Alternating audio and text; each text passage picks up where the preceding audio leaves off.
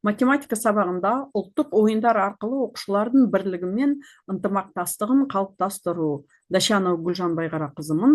Меңдіқара ауданы білім бөлімінің Буденный жалпы білім беретін мектебі математика пәні мұғалімімін. Бір тұтас тәрбие бағдарламасын асыру жолында мен өз математика сабақтарында ұлттық ойындарды өткіземін. Олар ұлттық мұраны қастерлеуге, қазақ тілін, мемлекеттік рәміздерді құрметтеуге, отаншылдыққа тәрбиелеу деген мақсаттарды көздейді. 5-ші сыныпта бәйге ойыны ретінде ауызша есептер шығаруды өткіземін. Тақтаға ұлттық құндылықтарды білдіретін кигіз үйлерді іліп қоямын және арифметикалық есептер плакатын ілемін.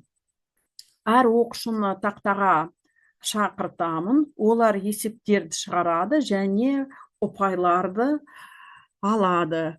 6-шы сыныпта статистикалық деректер және олардың сипаттамалары деген тақырыбын өткенде жамбы ату ойынын арқылы статистикалық деректерді оқушылар есептейді. Ол үшін оқушыларды 3 топқа бөлемін, ұлттық киімдер қима карточкаларын таратамын. Әр киімнің размерлері жазылған. Солардың арифметикалық ортасын, модасын, медианысын, құлашын табады оқушылар. 7-ші сыныпта геометриялық фигуралардың периметрін табу үшін асық ату ойынын қолданамын. Дұрыс тапқан жауаптары презентацияның ұяшықтарында жазылған. Ұяшыққа басқанда сілтеме арқылы мемлекеттік рәміздерін атап, олардың негізгі сипаттамасын айтып береді оқушылар.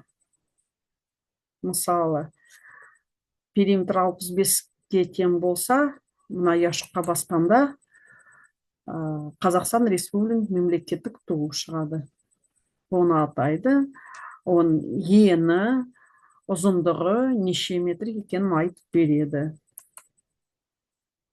Сонымен ойын оқушылардың қарым-қатынасын орнықтырады, бір-біріне деген сенімін, түсінігін арттырады, оқушылардың сабаққа деген белсендігін, ұжымдағы бірлігі мен ынтымақтастығын қалыптастырады.